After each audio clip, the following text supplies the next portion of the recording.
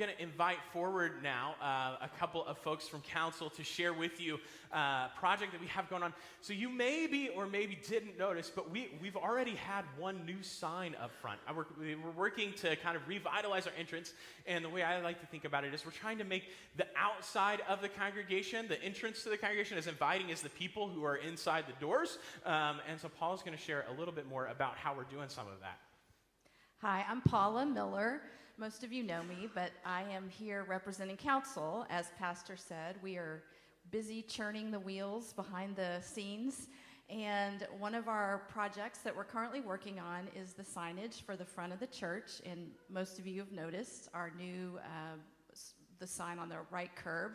We are working with the signage company here in Georgetown to continue the project. We would also like to have a matching sign on the left curb when you enter. It would be similar to the sign on the right that's existing. However, it would have a space for banners for upcoming events. For example, we did our spring carnival. That would be a temporary banner that would be able to be hung on the new left side of the curb there.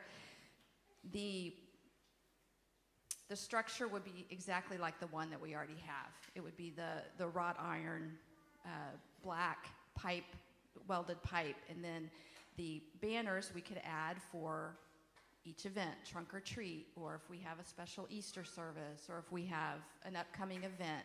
Those things could be advertised more appropriately to our community rather than just driving the van up to the corner. So we're working on that right now, as well as putting something in the median of the front driveway. You might not even have noticed that little bitty median that's right in the driveway.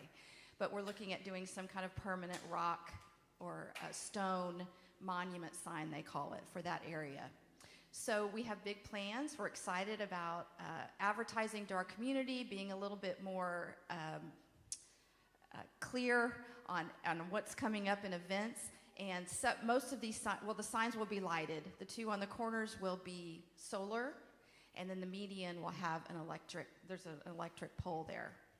So if you have any questions, we're happy to answer those questions for you. I know one big question is, what is this going to cost us? We have been blessed with a couple of different gifts specifically for signage, and that's what we've been using to pay the signage company. And like I said, they're currently getting permits and things like that from the city. However, we have a balance, and that's one of the reasons I'm here today.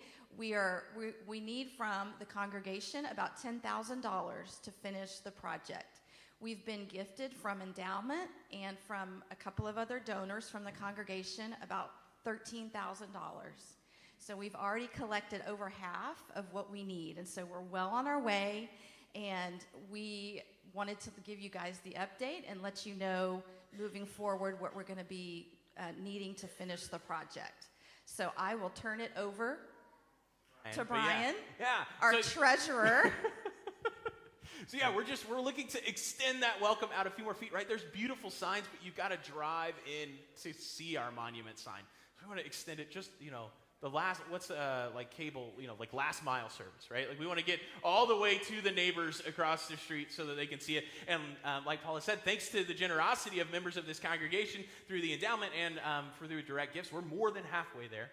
Right, I'm gonna hand it over to Brian. Amen to all that. And the thing about the $10,000 is that compared to the cost of another van to put signs on a van, it's a great deal and looks better, I think, But the van was a good innovation when we needed to. Anyway, thank you, Paula, for making that, really driving that project and continuing on in that service. We appreciate it.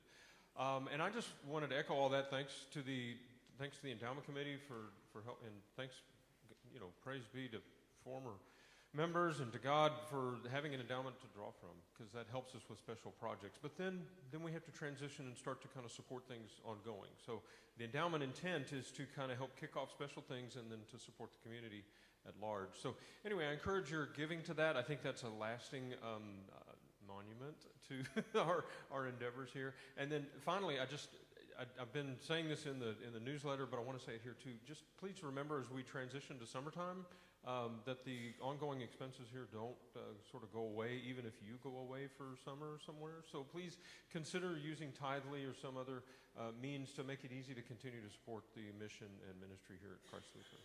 Thank you. Yes, thank you both. Thanks for that update. And yeah, like Brian said, we've got amazing things planned for ministry this summer. So we're not slowing down at all. So even as you're away, God goes with you, and God's work continues here at Christ Lutheran Church. And so we give thanks for the ways that you are part of that in so many different ways, including through your gifts of money and time and talent.